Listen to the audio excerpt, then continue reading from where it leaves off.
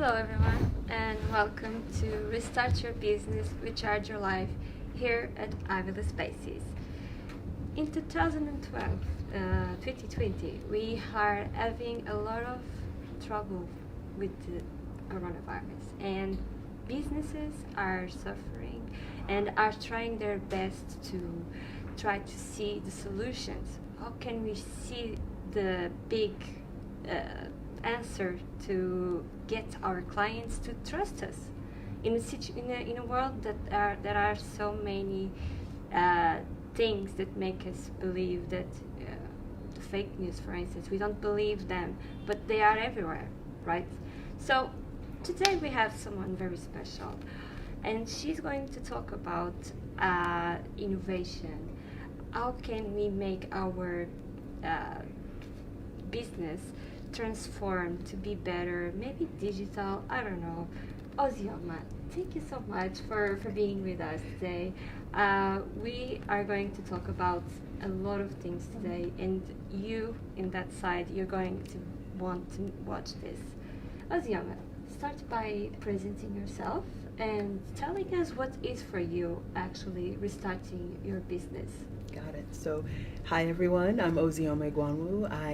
I'm the founder of a company called Burn Bright International that operates in the United States as well as here in Lisbon. And I've been in the world of entrepreneurship, in the world of strategy, in the world of coaching and consulting for about 15 years. And one of my big passions is about innovation and entrepreneurship, and specifically the way in which we bring leadership at the highest level to all that we do. And so we're going to be talking a bit about that.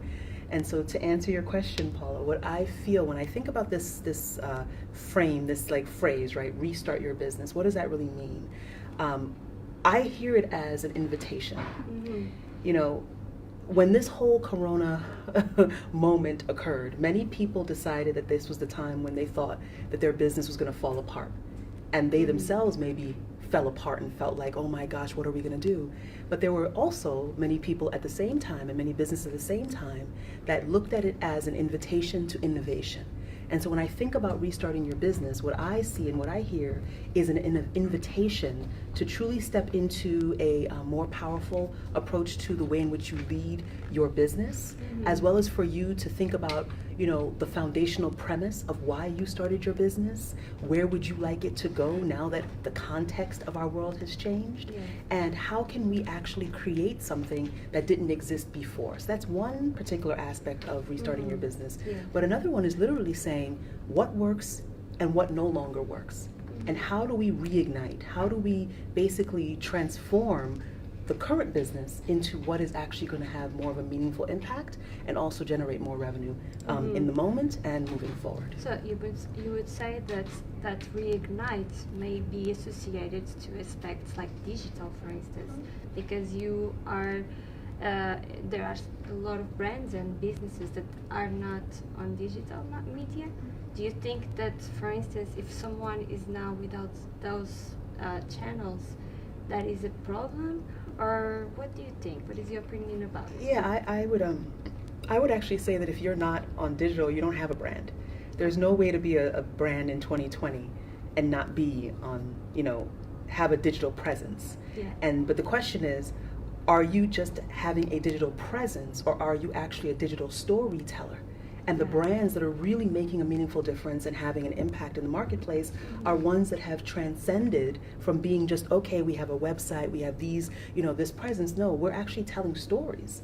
And we're telling stories that are actually addressing our customers and our community's needs. Yeah. And we're taking our customers, our community, our audiences on a transformational journey. Yeah. And so you see brands like Nike, you know, there's so many other brands that do that so well. Right? Absolutely. But it's about storytelling. Do you think that's one of the biggest obstacles from your clients in restarting your business? So they want to transform, but they are not ready to work their image. What do you think? No, I think the biggest piece, the biggest challenge that many of clients, at least earlier, was the inability to let go. Many of them didn't want to accept that the game had changed. They didn't want to accept that it's going to require us to show up differently in our businesses. And so I think that was like the first challenge that many entrepreneurs had is like this resistance and also, to be honest, a bit of shock.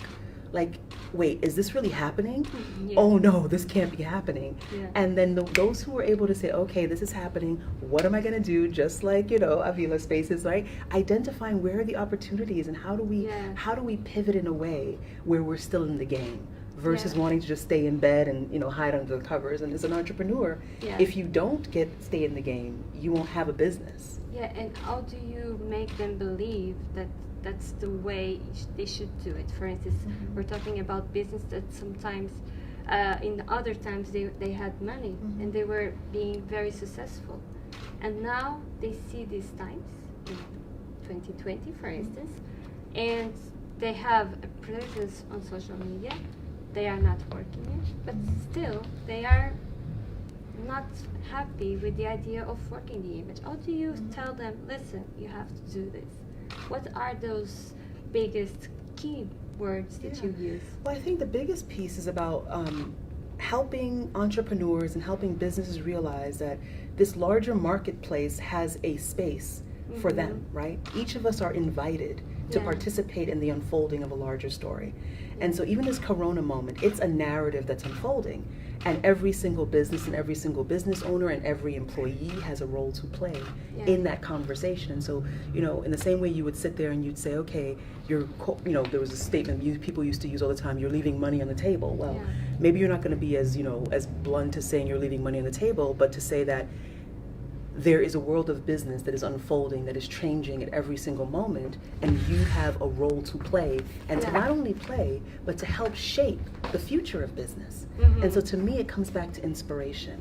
And when you get the entrepreneur, when you get the businesses to realize, wait a minute, I have a role to play and I can lead something. You can make a difference. I can make a difference. And that, to me, is the most exciting thing. And I find that, especially for my clients, when we identify strategically, because again, I'm a strategist by trade, that's the work I've been doing for the past 15 years, is when you really understand the larger story and you develop a strategy to help unleash that possibility in the marketplace. I mean, that's really what it's all about, is being able to say, this is the vision I have, and these are the actions that I'm committed to taking, and how can I inspire my team, and how can I keep inspiring myself to be the leader. Yes, exactly. So that's one of the skills. What other skills do you find essential in business owners nowadays?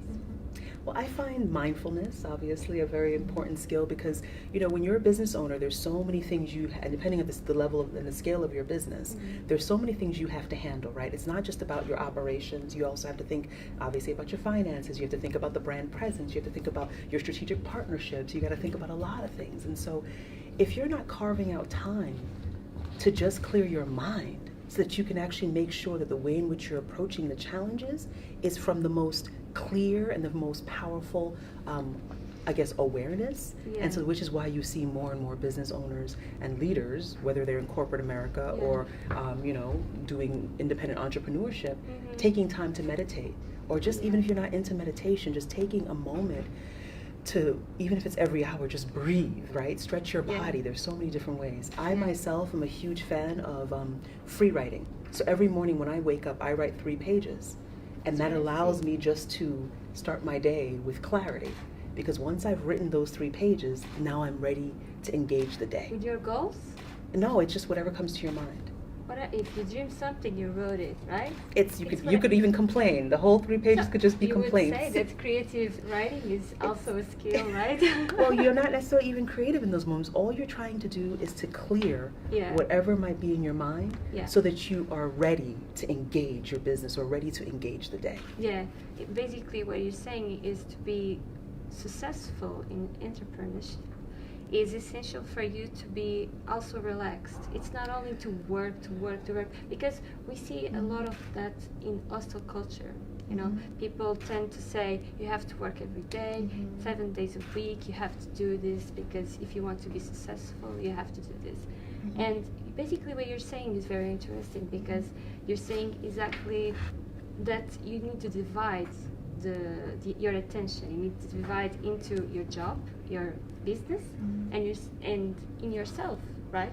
Well, I would actually say you bring all of it. I'm actually more from the integral perspective that we bring all of ourselves. So it's not really a divide.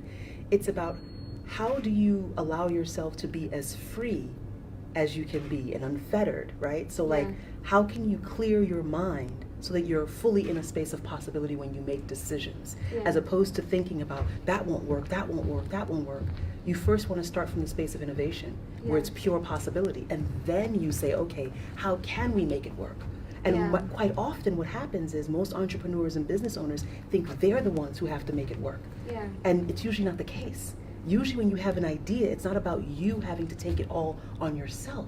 Usually it's going to happen at the level of partnership. Yeah. And that's one of the biggest advices that I can give to Yeah. those in businesses that realize in Mhm. order for your business to get to the next level, it's not just going to be you making it happen. Yeah. You have to partner with others in order to grow. And that's actually a lesson that everyone learned this year, right? What other lessons? You're a good advisor, by the way. you're a strategist, you would be, right? But what other lessons would you give to, I mean, what did you learn and that you could give to our audience? Oh my gosh. Related, for instance, I don't know, if you're starting a business, what would you say to someone now? I would say focus on the addressable need. Because I think a lot of times, we get so enamored with, oh my God, this is what I want to create and I've always wanted to do this. But it's like what you want to create and what you've always wanted to do has to meet a need in the marketplace, right? And even when you talk, because I do a lot of also startup coaching and, mentoring and all of that, especially with the Founders Institute here in Lisbon, and Yeah. you find that a lot of people are creating things that nobody wants. Yeah. And so you have to make sure that the vision you have is actually addressing the need within the marketplace or a need of a customer, right? Because that is something that really has to be the customer development, the product development, product market fit, and really making sure that it exists before Yeah. you move forward. Yeah, basically, you need to be conscious in this world, because if you are like, okay, I'm starting my business without knowing anything, you're lost, Yeah. right? And that's also a good point, because you need advisors. Yes, absolutely. And you need to be honest. Yeah. I think the biggest thing is sometimes we're not honest with ourselves about what do we actually have the appetite for, right? Especially when Yeah. you're starting a business or restarting a business, may take a lot of time. To be A lot- able, Yeah. how can we be able to know what we can do and what other people can do? And how can we choose those people Yeah. to work with us? Well, I think first and foremost, it's kind of like doing an assessment, right? I think, especially when I'm doing any consulting or coaching, any type of work, it's always about first doing your audit. And Yeah. that audit can be an audit of, what assets, what resources you currently have in your business, or what relationships. You can do a relationship audit about who do you know. You know what I mean? Go into your LinkedIn, identify what are my relationships that I Yeah. have and at what level.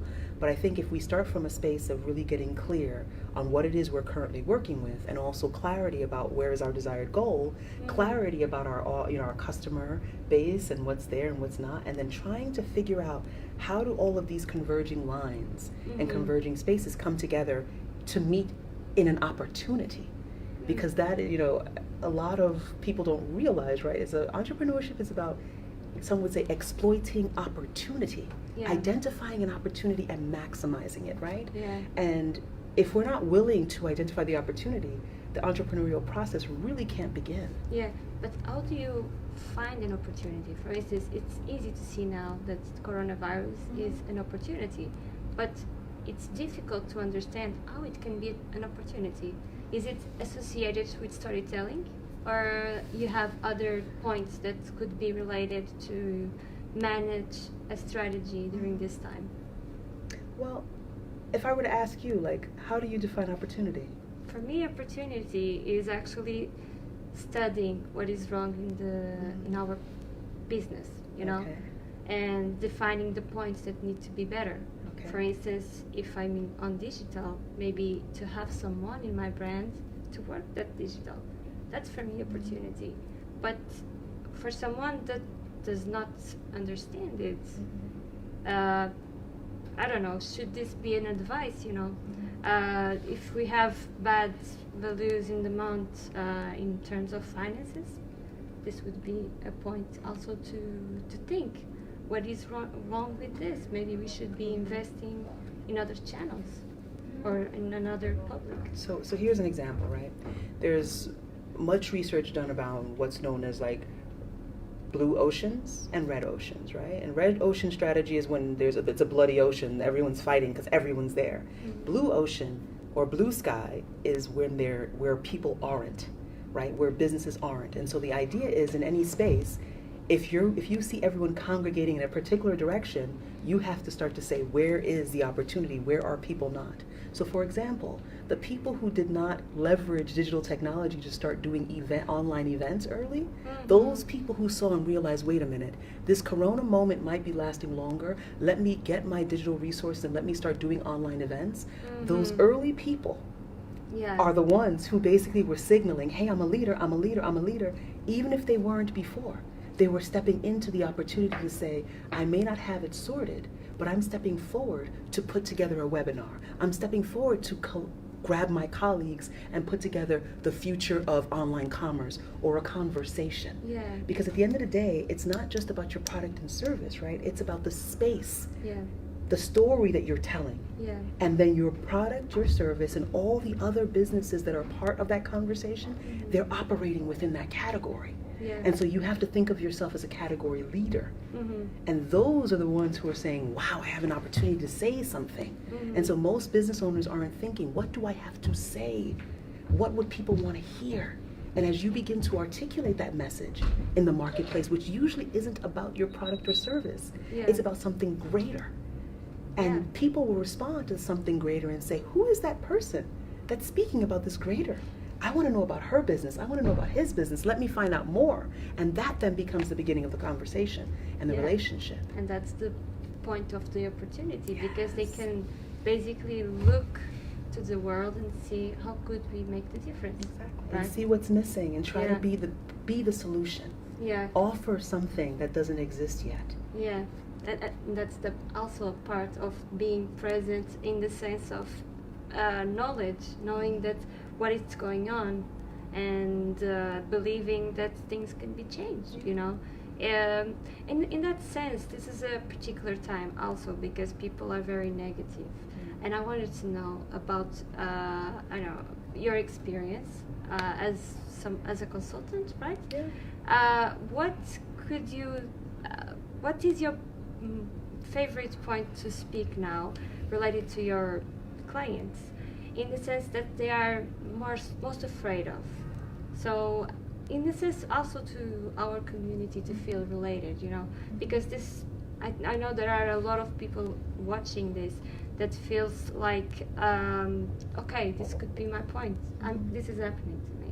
So what points could you tell me that are happening now and that could be a problem, you know? Tell me a little, I want to make sure I understand your question. What My question is, imagine I have a brand, Mhm. and if unfortunately this is not working for me because I don't have clients, and I talk to you, what would Okay. you tell me? Well, first I'd say, why don't you have any clients? Yeah. Well, we first have to understand what is generating that result. And so Yeah. that would be the first piece, right? Is, do you not have clients because you haven't, you don't have your sales pipeline structured and Yeah. systematized? Is it because you aren't a great salesperson or you don't have a sales team?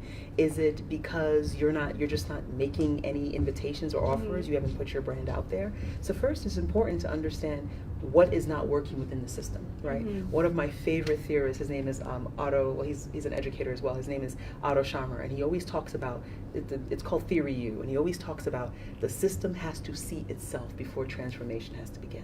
So any great transformation that you're trying to engage in, you first have to see yourself.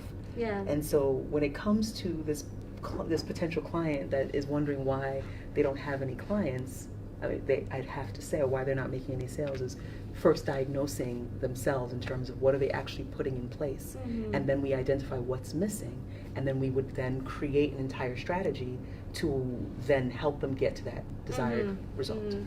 Do you have like a basis to give like a strategy to someone that is starting now?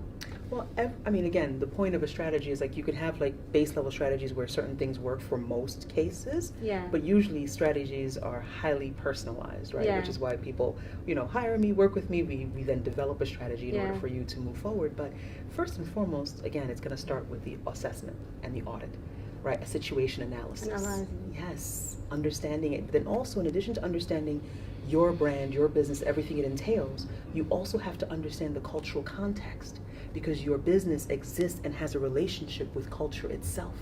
Okay. And most businesses what do don't. you mean with the culture? With culture itself, for example, let's take, the culture of the co-working business, right, Yeah. which has been deeply impacted by this coronavirus, right, Yeah. where we're sitting right now.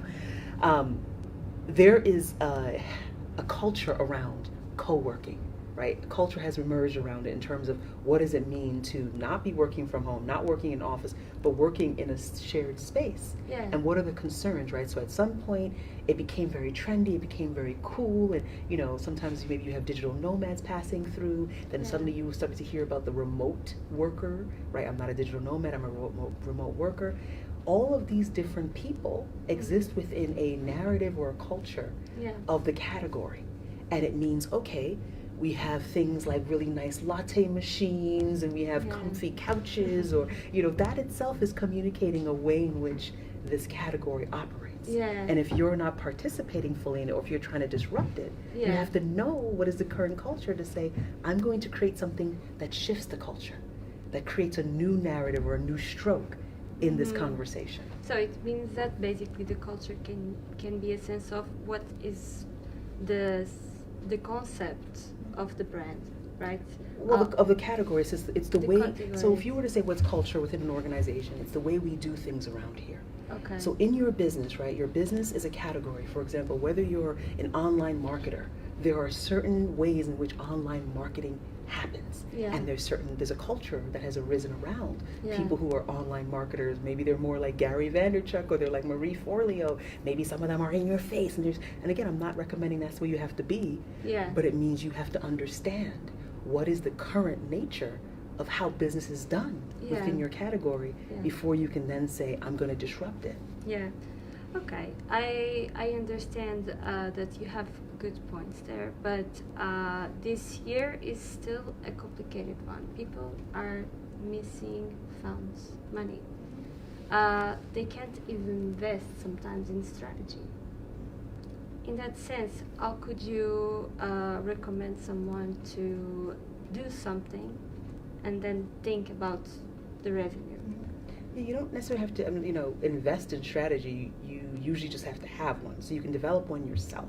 Yeah. You don't necessarily have to invest in a strategy coach like me or a consultant. Yeah. You can actually read. There's many different types of resources out there in terms of getting a strategy. I think first and foremost, someone has to then say, okay, well, if there's no funds, then I have to scale back certain things in my business, right? So it's really, again, back to the assessment to say, where do I need to make certain cuts and make certain shifts in my business? And where do I need to then either shift funds or decide what is essential and what's not essential in my business in order for it to move forward? But ultimately, you're going to have a strategy to raise your revenue, right? Because otherwise, you're not going to be in business. And so ultimately you're going to have to say, okay, well, where is that low-hanging fruit, right? Where is there a particular shift that I have to make in my business? So for example, people who were offline primarily had to make the shift to online business in some cases. You saw people who were doing yoga starting to say, okay, let me now take my yoga online and let me do online yoga classes and let me reach out to my customer base. Yeah. And so that was a shift that occurred. DJs suddenly went from and if you think about it, many of the DJs who did not try to create online experiences, they really struggled because they did not take that transition very well. And you have some DJs that were like, oh, there's no way to make money. I know a lot of DJs that are making a lot of money and they're booking out smaller experiences and they're finding different ways. Cheap experience? Not always cheap. I mean, I've seen people raise $20,000 in like a week. It's all about the relationships that you have too. Yeah. And it's all about the way in which you message what's needed in order for people to invest in you. It's interesting you speak about the DJs because it's not a strategy that is clear. You know, we believe that strategy that the DJs normally do what people are expecting. If I'm going to make some DJ music at home because of Corona, it's something that we think it's not a strategy. It's just doing his job. You know, so I want to know. But here's the thing. It's not a strategy, it's just somebody doing their job. The strategy is not I just go home and turn on a camera and I'm a DJ and sharing music. The strategy is saying, okay, which organizations or with corporations or what private events, how do I present my offering in a way that elevates its value so that people will come to me for certain things? So what you started to hear and see is DJs that weren't just DJing regular stuff, they now were elevating themselves to sound artists. So I'm not just a DJ, I am a sound artist, and I am an essential component to your online experience. And so you started to see people doing online events with a DJ on staff. I've been to weekend events where they've actually had a paid DJ for 3 days. Wow. Exactly. But that's what I'm saying, right? If you're just thinking about it from an ordinary perspective, you wouldn't think to yourself, wait a minute, there's all these amazing online events happening. What if I became the go-to event, the go-to DJ for all of those events? That's the strategy. Yeah, the mindset. It's the mindset, and then it's about being able to reach out to those who are hosting those things and creating the strategic partnerships. Yeah, and we're almost, we can say that we're all a bit of influencers. Yeah, well, we are influential. I definitely will say that. All of us have influence. Yeah. We may not be the influencers, the Instagram influencers, but we all have influence, and we just have to wield it. That's that job that we have to do in case of commercial. You know, the thing of offering yourself a little bit to say, you know, I could do this. That's kind of tiring. You know, people get tired of promoting themselves. What do you think about self-promoting and those kind of things? Do you work that too? Absolutely. I mean, it's part of doing business, but I think what you realize is that you're not actually promoting yourself. What you're doing is you are presenting an opportunity. Yeah. And if you see what you do and if you see who you are as an opportunity, you're not actually trying to sell yourself. You're basically presenting and sharing that this is what I do, this is the value that I can offer, this is how I can help you. And then the person is either saying great or they're saying, hey, actually that's not the direction I want to go. I think the issue is when you take it personally. Yeah. And I would recommend that you separate the value of who you are from what you do. Then you lose the authenticity. What do you mean? Losing authenticity. You're saying that you want to pass an image, and it's not your image, is it? No, that's not what I'm saying. I'm saying your value is not tied to what you do. You're more than that. Okay. Yes, you are more than that. Okay. And I think when you believe that you are what you do, that's when things get very problematic. Getting the right point of yourself, right? Well, knowing who you are and knowing that whether or not the person says yes to the business deal doesn't make you any more or less valuable. Okay. And I think that is the biggest challenge we have is people, they lock their value into it. And that is very dangerous. We've all been there, but that's a very dangerous place to be. Okay. Yeah. Thank you, Ozioma. This was a very interesting talk. How can our community find you on internet and know about your services? Well, you can check me out on, of course, Instagram at Ozioma. You can also send me an email. We have an email, just burnbrightstrategy@gmail.com. That's the one that we just put out there. And then you can find me on LinkedIn. I'm always accepting LinkedIn. To me, that's the other thing. We won't go there, but most entrepreneurs are not leveraging LinkedIn the way they need to. Yeah, but you can find me on LinkedIn and we can talk more about that. Okay, thank you so much for your presence. I am Petra Teixeira. Next week, don't miss Marco Facchini. They will be speaking about digital marketing. Thank you so much on that side.